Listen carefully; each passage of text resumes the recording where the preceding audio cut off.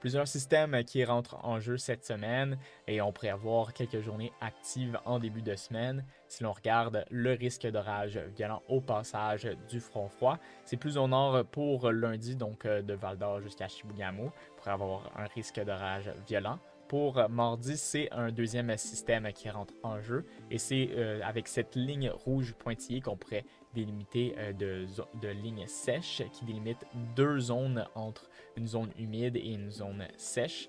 Et c'est aussi de l'instabilité pour la plupart de la province qui pourrait amener des précipitations un peu partout. Pour mercredi, c'est un système, un front froid qui balaye la plupart de la province et qui pourrait amener des précipitations assez intenses.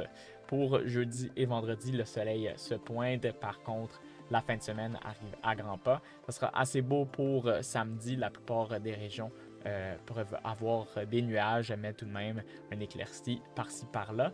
Et dimanche, c'est vraiment plus de précipitations qui descendent du nord et viennent vers le sud et pourraient apporter des précipitations pour quelques régions.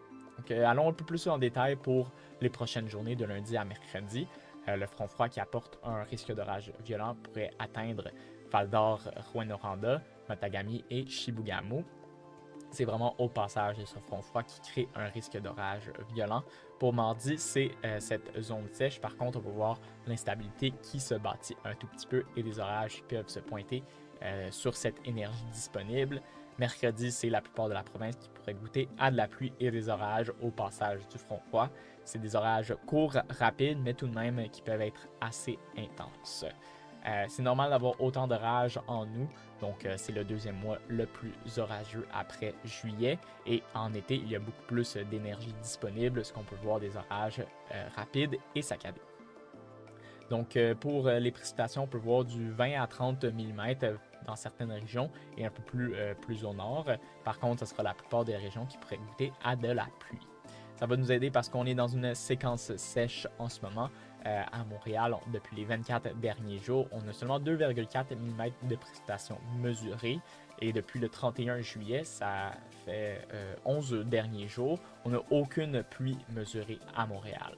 Donc, c'est une bonne séquence sèche et on peut voir même à Montréal, on a quand même juste un 40% du territoire qui pourrait toucher à de la pluie mercredi et aucune précipitation attendue au cours des prochaines journées, juste dimanche un peu plus de probabilité, mais si on manque cette journée, le terrain, le gazon pourrait rester assez sèche encore quelques jours et même jusqu'à une semaine. Donc on a un jaunissement de la pelouse qui est possible, une accentuation des allergies et ainsi qu'une baisse du niveau des lacs et des rivières et même du fleuve qui a baissé d'1 mètre depuis les 3 dernières semaines.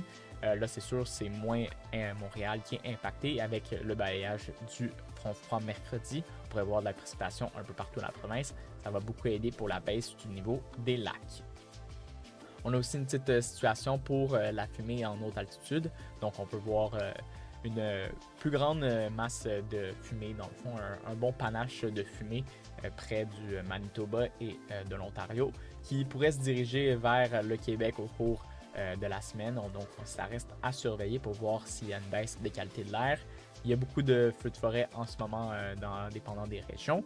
Donc, c'est sûr, il y a plus de feux actifs dans les prairies canadiennes que dans l'Est.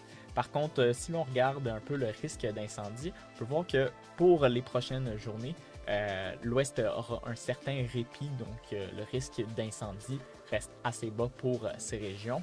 Par contre, pour l'Ouest, c'est tout à fait le contraire. Donc, on est en risque extrême pour le sud du Québec avec cette séquence sèche et même les provinces maritimes qui ont beaucoup de régions aussi à très élevées, voire même extrêmes.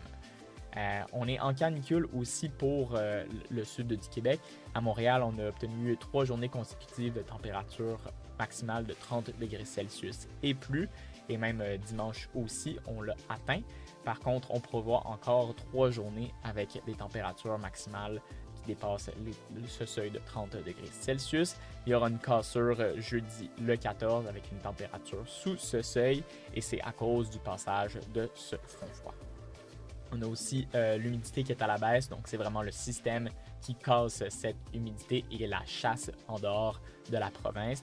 On aura un point de rosée plus bas, ce qui veut dire aussi des températures ressenties qui sont plus bas pour la fin de semaine et jeudi à vendredi ou ainsi. Donc, on peut vraiment voir la fin de la canicule jeudi qui se pointe. Par contre, on aura une courte poussée de chaleur pour la fin de semaine, ce qui sera encore plus beau à en profiter pour cette fin de semaine qui s'annonce quand même assez belle pour samedi, dimanche, un peu plus de nuages et des précipitations en fin de soirée.